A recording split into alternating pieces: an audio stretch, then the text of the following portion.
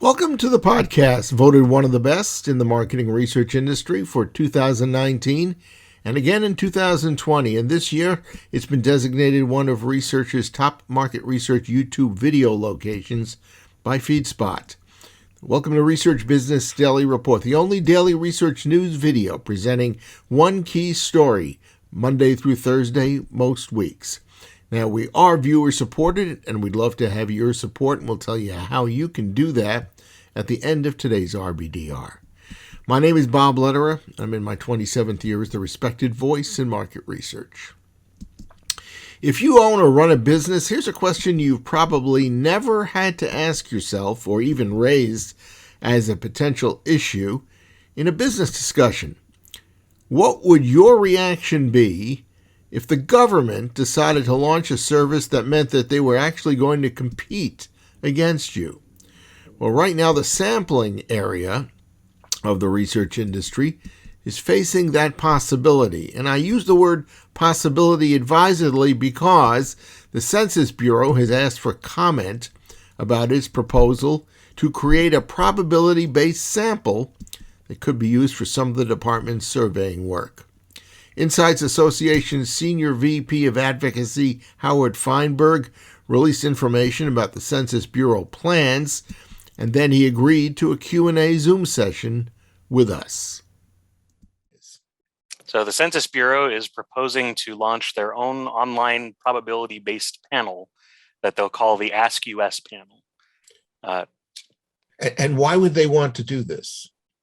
So we're still trying to figure that out exactly, but according to the proposal, they would like to provide the research data from this initiative to both the Census Bureau itself and other federal government agencies and potentially nonprofits, academia, what have you. The Census Bureau and the government already do surveys, so why create something like this?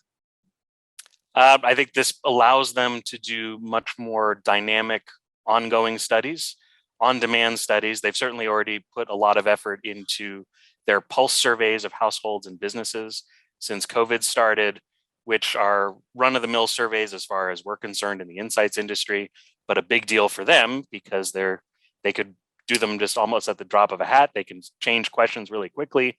They're not subject to all legal restrictions and all the other things that make it very difficult to update and anything on, for example, the American Community Survey. Anytime the government does anything, the question has to become, is it politically driven in any way? So is this politically driven? Not specifically, at least not that I can tell, other than an interest in having the Bureau be the Uber provider of research to everybody. But now they probably run probability-based surveys or other people do it for them. Is that correct? Yes, many federal contractors already provide this service. And we pointed that out in our comments on the Federal Register notice. And they are purchased and used by multiple federal government agencies every day. They're not always approved in the end by the Office of Management and Budget because they're a bit rather snooty in their approach to online research, but it is commonly used by the federal government already. The idea germinates back to how long ago? Where did this come from? It was originally mentioned as far back as summer 2020, although I'm sure that the originating idea goes back even farther than that, because the Bureau has a stated desire to be able to be more of a dynamic private sector looking big data entity, to be able to collect data of all different sorts and move it between projects and supplement where they have deficiencies, like if they're missing a whole segment of people in something like the ACS or the decennial, they want to plug in data from somewhere else. That would indicate that they need multiple suppliers out there to create this sample and such. Is that the case? It would be the case, but in this particular case, they've chosen a contractor to build the panel for them and develop it. And based on this, they would be funding the development of a new online probability-based panel that would be competing with tons of folks in the private sector. What kind of response have you or members of the Insights Association so far given to the Census Bureau in the way of comments to their plans as of now? So we pointed out in comments that, well, members brought this up with us, which is why we filed comments when the registered notice was closing, and pointed out the anti-competitive nature of what they're doing, the idea that they are competing with the private sector, which goes against decades of federal regulatory requirements on competition with the private sector by the federal government, and pointing out also the cost involved, that there's no apparent, that it's not apparent that they're paying attention to what this would actually cost and entail to not just launch this panel, but to maintain it. Things that are way above the heads of anybody, and I would assume in the federal government, about how you maintain and manage incentives for a panel respondent.